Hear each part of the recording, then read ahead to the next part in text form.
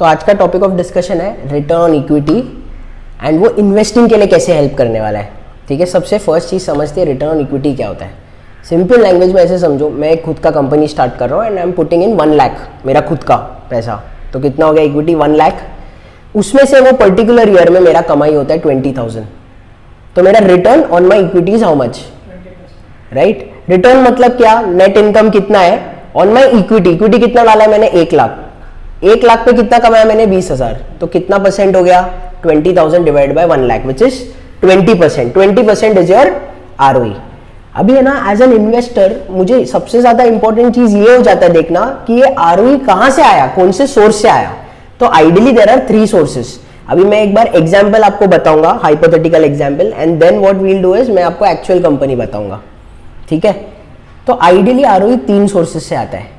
एक होता है नेट प्रॉफिट मार्जिन। अभी नेट प्रॉफिट मार्जिन का मतलब क्या है, सिंपल लैंग्वेज में ऐसे समझो, आपने 100 रुपए का प्रोडक्ट बेचा, वो 100 रुपए के प्रोडक्ट में आपको कितना प्रॉफिट हो रहा है। सपोज 100 रुपए का प्रोडक्ट है, उसमें से ऐसे समझते हैं 100 रुपीज का आपने एक प्रोडक्ट बेचा, ठीक है, एंड उसमें आपका प्रॉफिट है 10 रुपीज, तो आपका नेट प्रॉफिट मार्जिन कितना हुआ 10 डिवाइडेड बाय 100 विच इज 10%। समझ में आया, ये होता है नेट प्रॉफिट मार्जिन। अभी ये आइडियली कौन से बिजनेसेस में ज्यादा रहता है, सर्विस बेस्ड बिजनेसेस में, FMCG बिजनेस में।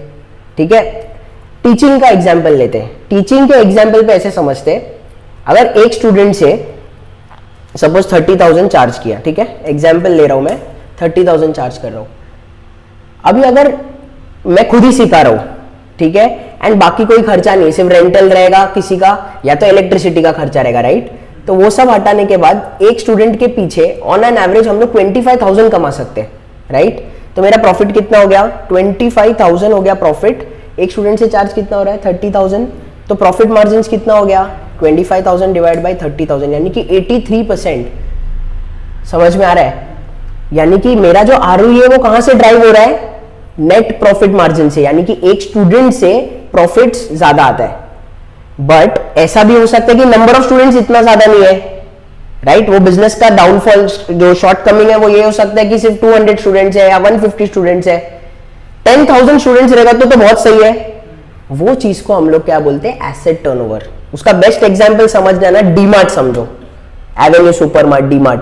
अभी कैसा समझेंगे, डीमार्ट का जो ROE है वो उसके नेट प्रॉफिट मार्जिन से नहीं रन होता है, वो उसका सोर्स ऑफ रिटर्न कहां है, एक्चुअल में एसेट टर्नओवर से। अभी एसेट टर्नओवर क्या होता है ऐसे समझते हैं। डीमार्ट एक प्रोडक्ट बेचता है, सपोज 100 रुपए का प्रोडक्ट बेचता है, उसको ऑन एन एवरेज 6 रुपए का प्रॉफिट होता है, तो उसका मार्जिन कितना हुआ 6 रुपया। 100 रुपए के प्रोडक्ट पे 6 रुपीज का प्रॉफिट, यानी कि 6 डिवाइडेड बाय 100 विच इज 6%, यानी कि उसका net profit margin is only 6%।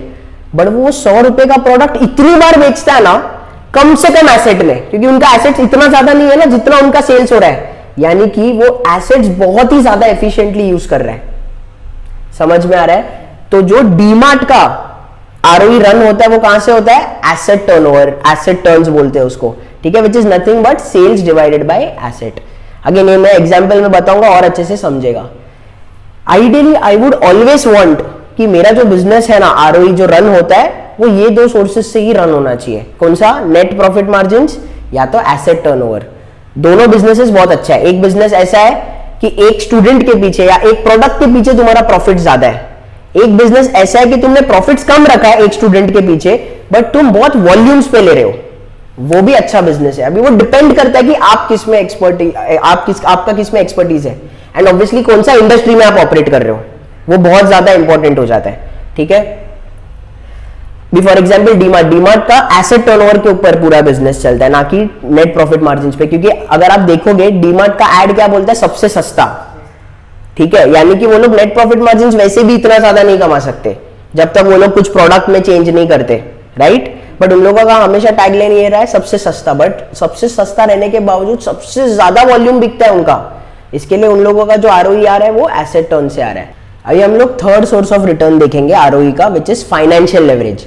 ये बहुत ही ज्यादा क्रिटिकल है हम लोग को समझने का, क्योंकि बहुत सारा कंपनी सबका ROE जो है ना इंक्रीज करता है through financial leverage, which is obviously a bad sign. मैं ये भी बताऊंगा कि कौन से सिनेरियो में फाइनेंशियल लेवरेज पॉजिटिव रहेगा तो चलेगा, ठीक है।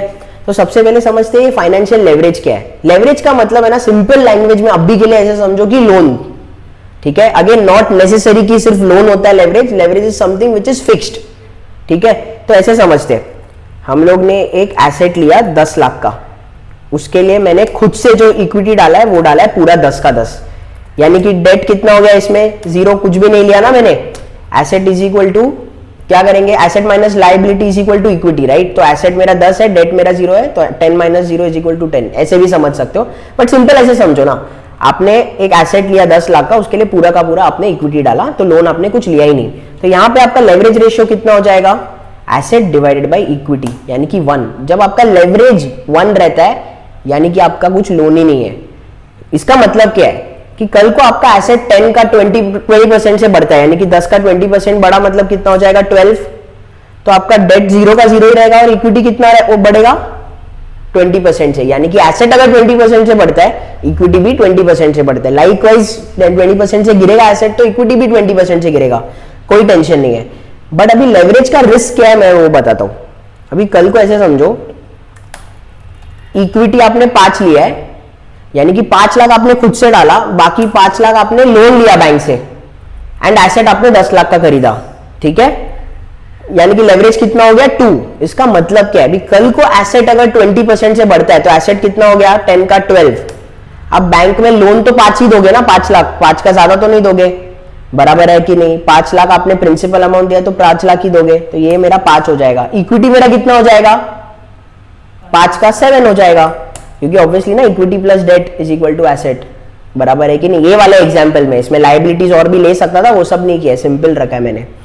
तो अगर मेरा एसेट 10 का 12 हो रहा है, यानी कि ये इंक्रीज कितना है 20% इंक्रीज है, तो मेरा इक्विटी का इंक्रीज कितना हो रहा है 20% से नहीं हो रहा है, 40% से हो रहा है।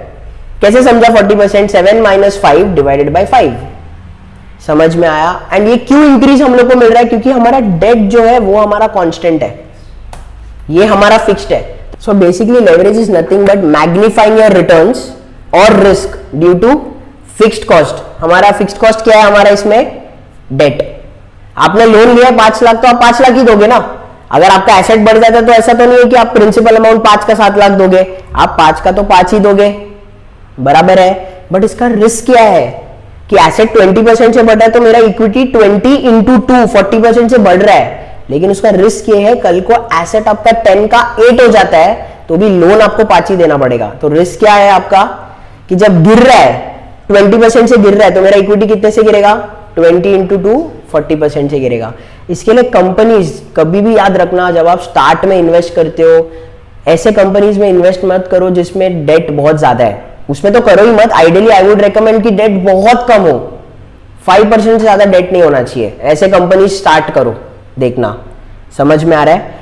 Again you have to understand कि फाइनेंशियल लेवरेज में सिर्फ डेट नहीं होता है। अभी का जो मैंने एग्जांपल बताया था डेट बताया था, तो कोई भी कंपनी का अगर फाइनेंशियल रेशियो 1 से ज्यादा है, हमारे इसमें क्या है 2 है, and if that is because of debt, debt यानी कि लोन्स आ सकता है, डेट आ सकता है, डिबेंचर वर्ड आ सकता है, बॉन्ड्स आ सकता है, कुछ भी आ सकता है, बट ये सब borrowings, short term borrowings, long term borrowings, सब कुछ रिस्की है। समझ में आ रहा है आपको 100%। तो ideally I would always want कि मेरा जो आरओई ड्राइव हो रहा है वो कहां से हो रहा है, नेट प्रॉफिट मार्जिन से हो रहा है या तो एसेट टर्नओवर से हो रहा है। समझ में आया, सिंपल है। तो बेसिकली इन लोगों ने आरओई का फॉर्मूला में किया क्या है, net profit margin is nothing but net income by sales. Asset turnover मतलब क्या, सेल्स बाय एसेट, यानी कि 1 रुपया का एसेट को मैं कितने एफिशिएंटली यूज कर पा रहा हूं सेल्स जनरेट करने के लिए, बराबर है ना, sales upon total assets into total assets by total equity, मतलब एसेट अपॉन इक्विटी। तो बेसिकली क्या होता है, मेरा सेल्स कट हो जाता है, एसेट कट हो जाता है और बचता है नेट इनकम बाय इक्विटी। इसके लिए उसको 3 DuPont एनालिसिस बोलते हैं हम लोग, कि 3 अलग अलग सोर्सेज से ही आता है आपका जो आपका आरओई है, सिर्फ और सिर्फ 3 सोर्सेज से आता है। सिंपल है। अभी एक एग्जाम्पल से देखते हैं हम लोग आरओई का एंड उसका 3 सोर्सेज से। एग्जाम्पल है जेरोक्स मशीन डाल रहा हूं मैं। ऐसे सोचो कि हम लोग 2 जेरोक्स मशीन डालने वाले, 2-2 लाख का, यानी कि 4 लाख का हो गया। एंड हम लोग 1 लाख किस में जाएगा, हमारा चेयर जाएगा, चेयर्स हो गया, टेबल हो गया एंड एक पीसी हो गया अकाउंटिंग करने के लिए। समझ में आया। तो टोटल आपका एसेट कितना गया है 5 लाख का। वो पर्टिकुलर ईयर में सेल्स कितना हुआ है, कितना जेरोक्सेस बिका, 10 लाख वर्थ का बिका। यानी कि मैं एसेट्स को कितना एफिशिएंटली यूज कर पा रहा हूं, ट्वाइस यूज कर पा रहा हूं। 1 रुपया एसेट से 2 रुपए का सेल्स जनरेट कर पा रहा हूं। कैसे समझाइए, टोटल एसेट से 5 लाख का सेल्स हुआ है 10 लाख का, यानी कि 10 डिवाइडेड बाय 5 कितना है 2, यानी कि 1 रुपया जो मैंने एसेट में डाला है उससे मैं इफेक्टिवली 2 रुपीज का सेल्स जनरेट कर पा रहा हूं। उसको हम लोग बोलते हैं एसेट टर्नओवर। एसेट टर्नओवर कितना हो गया 2। अब ये 10 लाख का तो सेल्स मैंने जनरेट कर दिया, ये 10 लाख का सेल्स मैंने जनरेट किया, उससे मेरा नेट इनकम कितना है वो साल का, सब खर्चा हटाने के बाद। ये कौन सा खर्चा है, रेंटल खर्चा हो गया, इलेक्ट्रिसिटी का खर्चा हो गया, अगर मैंने एक को किसी को एम्प्लॉय किया है उसको सैलरी देना पड़ेगा वो खर्चा हो गया, बराबर। वो सब इनकम स्टेटमेंट के खर्चे हटाने के बाद मेरा प्रॉफिट कितना हो रहा है 2 लाख, यानी कि 10 लाख का मैंने सेल्स किया तो 2 लाख का प्रॉफिट हुआ। तो मेरा नेट प्रॉफिट मार्जिन कितना है 2 डिवाइडेड बाय 10 विच इज 20%। समझ में आ रहा है। लास्ट का एक और एस्पेक्ट क्या था, लेवरेज। अभी 5 लाख का मुझे एसेट चाहिए था, मैंने खुद से कितना डाला 5 ही लाख डाला, यानी कि मैंने कुछ लेवरेज किया है क्या, नहीं ना, कुछ लेवरेज ही नहीं लिया, लोन लिया क्या मैंने, नहीं। तो कितना हो गया एसेट डिवाइडेड बाय इक्विटी, ये 1 हुआ। तो मेरा आरओई क्या हो जाएगा, net profit margin into asset turnover into my leverage which is 40%। अगर आप डायरेक्ट भी करना चाहते हो तो भी डायरेक्ट आएगा आंसर। डायरेक्ट कैसे करेंगे, रिटर्न ऑन इक्विटी क्या है, मैंने इक्विटी मतलब कितना डाला उस पे मुझे कितना नेट इनकम कमाने को मिला। तो नेट इनकम कितना है 2 लाख, मैंने खुद से पैसा कितना डाला था 5 लाख विच इज नथिंग बट 40%। समझ में आ रहा है। बट यहाँ पे इसका पूरा हम लोग ने सेग्रीगेशन किया तीनों का, कि ये आरओई का सेग्रीगेशन किया 3 इसमें, कि मेरा नेट प्रॉफिट मार्जिन कितना है 20%, एसेट टर्नओवर है 2 एंड मेरा लेवरेज है 1। तो अभी इससे इसका बेनिफिट क्या है, मैं देख सकता हूं कि कंपनी कहां पे प्रॉब्लमेटिक एरिया है और कंपनी कहां पे अच्छा परफॉर्म कर रहा है। ये हम लोग क्या कर सकते हैं, हमारा कॉम्पिटिटर के साथ कंपेयर कर सकते हैं। अगर मैं कल को मेरा कॉम्पिटिटर को देख रहा हूं, मैं देख रहा हूं कि एसेट टर्नओवर उन लोगों का 1.5 ही है, 1.3 है, बट उनका मार्जिन है ना 20% आ रहा है। अब ये मल्टीपल रीजंस के लिए हो सकता है, वो मेरा एनालिसिस रहेगा कि क्यों हो रहा है। हो सकता है मैंने 2-3 एम्प्लॉय रख दिया हो जो कि फुकट में क्या हो रहा है एंड ज्यादा सैलरी दे रहा हूं मैं, ये हो सकता है कि नहीं हो सकता है। तो मैं क्या करूंगा 3 के जगह पे सिर्फ 2 ही रखूंगा। क्लियर है, समझ में आया। तो मे बी ये 20 के जगह 30% मार्जिन हो जाए या 30% हो गया तो देखो आरओई सीधा शूट हो जाता है। समझ में आया। कल को मैं ऐसे भी कर सकता हूं कि आरओई बढ़ाने के लिए क्या कर दिया, अगर स्टार्ट कर रहा हूं बिजनेस, मैंने 5 लाख खुद का डाला ही नहीं, मैंने क्या किया सिर्फ मेरा 2.5 खुद का डाला, 2.5 मैंने लोन उठाया। तो ऑब्वियसली यहाँ पे मेरा इंटरेस्ट भी कटेगा, तो ये 2 तो नहीं रहेगा क्योंकि इंटरेस्ट एक्सपेंस भी देना पड़ेगा, बट अभी के लिए सिंपल रखो। तो क्या हो जाएगा लेवरेज 2, तो भी मेरा आरओई बढ़ गया। बट इसका प्रॉब्लम क्या है, अभी मेरा नेट इनकम 2 पॉजिटिव है, सपोज इंटरेस्ट एक्सपेंस देना पड़ रहा है मेरे को एंड सपोज कुछ लॉस हो रहा है, सपोज 2 लाख के जगह पे 2 लाख का नुकसान हो गया, तो देखो मेरा आरओई -80 हो जाता है। इसके लिए कभी भी लेवरेज है ना लेने का नहीं स्टार्ट में। अभी ऑब्वियसली बहुत सारा प्राइवेट कंपनीज लेता है एक्सपेंशन के लिए, नॉट अ बैड थिंग पर से, but you have to be very confident कि आपका सेल्स बढ़ने वाला है तो ही डेट लेने का, नहीं तो कभी नहीं लेने का। समझ में आया। तो हमारे एग्जाम्पल में हम लोग ऐसे कंपनीज में ध्यान देंगे जहां पे लेवरेज उसका बहुत ही कम हो। समझ में आ रहा है। एंड अगर लेवरेज का रेशियो 1 के ऊपर भी आ रहा है तो भी बोरोइंग से नहीं आना चाहिए, हम लोग ये फोकस पे रखेंगे। क्लियर है। अभी what we will do is, हम लोग है ना एक एक कंपनी का देखते हैं कि ये वाला कोई भी एक पब्लिक लिस्टेड एंटिटी लेंगे और देखेंगे कि ये वाला जो आरओई रन हो रहा है, जो इतना ज्यादा आरओई आ रहा है वो कहां से आ रहा है, नेट प्रॉफिट मार्जिन से आ रहा है, एसेट टर्नओवर से आ रहा है कि लेवरेज से आ रहा है। मुझे क्या चाहिए, किसमें से नहीं आए, लेवरेज से नहीं आए, क्योंकि वो सस्टेनेबल नहीं है लॉन्ग टर्म के लिए। सस्टेनेबल कौन सा है, नेट प्रॉफिट मार्जिन और एसेट टर्नओवर। अगेन सस्टेनेबिलिटी के लिए हम लोगों को क्या देखना पड़ेगा, कॉम्पिटिटिव एडवांटेज है क्या, बैरियर्स टू एंट्री है क्या, कंपटीशन क्या कर रहा है, वो सब चीजें देखना पड़ेगा। बट हैविंग सेड दैट, कोई भी कंपनी का ये वाला एस्पेक्ट पे ही हमेशा फोकस रखने का। ठीक है। तो अभी है ना मैंने क्या किया है, 4 कंपनीज लिया हुआ है एंड उसका हम लोग ट्राई करते हैं कि आरओई कहां से ड्राइव हो रहा है। सबसे पहले आईटीसी, ठीक है, फेमस कंपनी है। तो ये सब नंबर्स मैंने क्या किया है, screener.in से लिया है डायरेक्ट। तो एक का मैं बता देता हूं कैसे किया है। तो मैं आईटीसी में गया, screener.in में, all I did was profit loss 2020 का लिया है मैंने। ठीक है। सेल्स कितना हुआ है 49,388 एंड मेरा नेट इनकम कितना है, प्रॉफिट कितना है 15,306।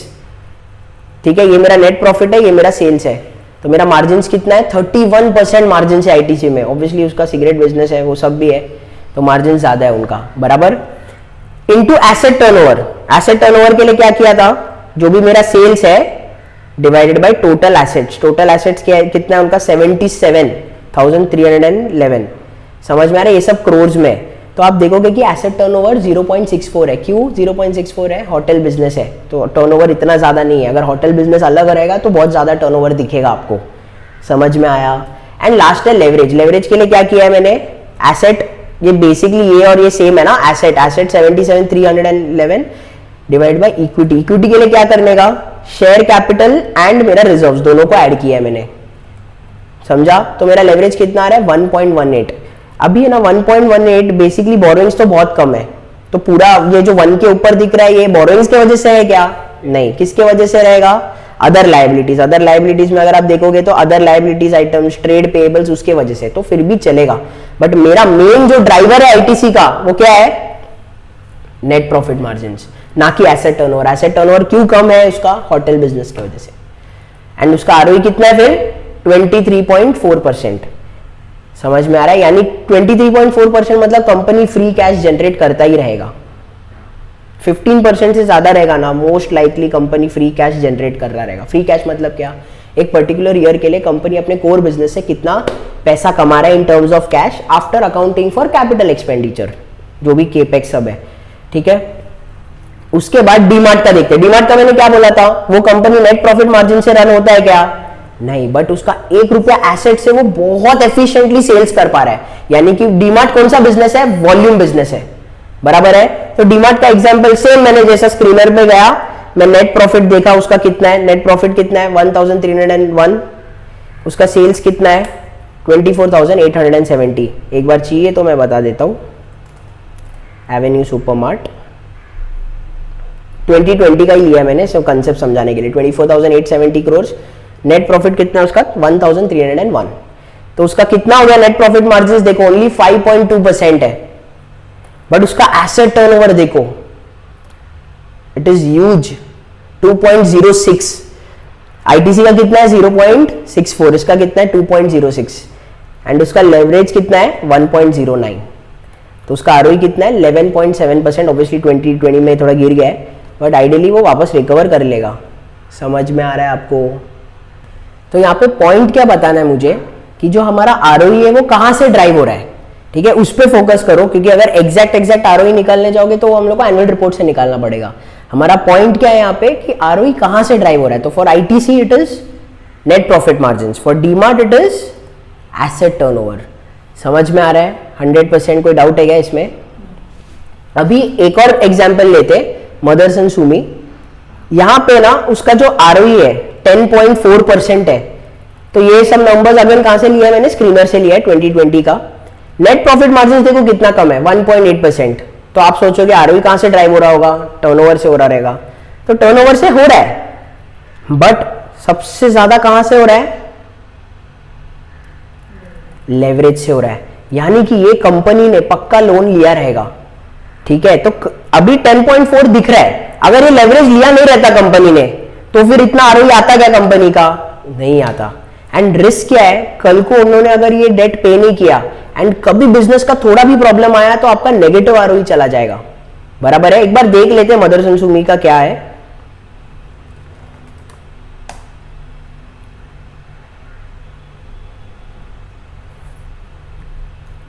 अगर आप देखोगे तो बोरोइंग्स 14,000 है, इक्विटी कितना उनका 10,000, बोरोइंग्स उससे ज्यादा है। तो ऐसे कंपनीज में डालने का है क्या, नहीं, क्योंकि रिस्क है। मैं ये नहीं बोल रहा हूं कि पैसा नहीं बनाओगे आप, but there is always a risk. समझ में आ रहा है क्या, 3 एग्जाम्पल समझा आपको। तो आइडियली कहां पे करना चाहिए, जिसमें net profit margin and asset turnover अच्छा है compare to its peers. And 1 साल के लिए नहीं, कम से कम 5-6 ईयर्स के लिए तो देखना ही चाहिए। समझ में आया। उसके बाद अभी एक ऐसा कंपनी देखते हैं जहां पे आरओई तीनों सोर्सेज से आपका ड्राइव हो रहा है, ठीक है। एग्जांपल है Hindustan Unilever HUL।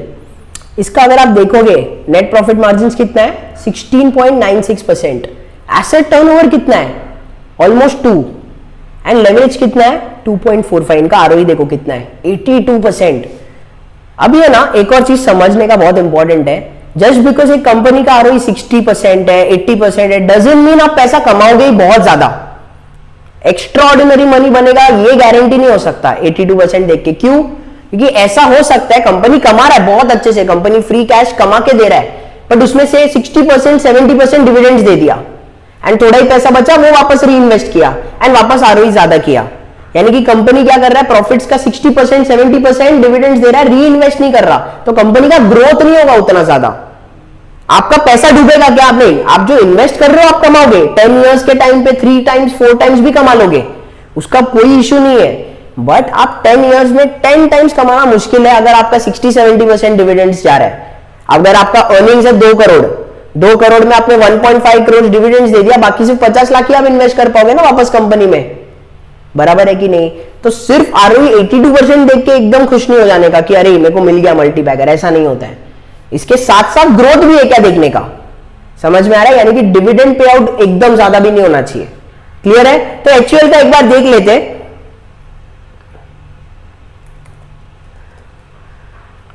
Hindustan Unilever,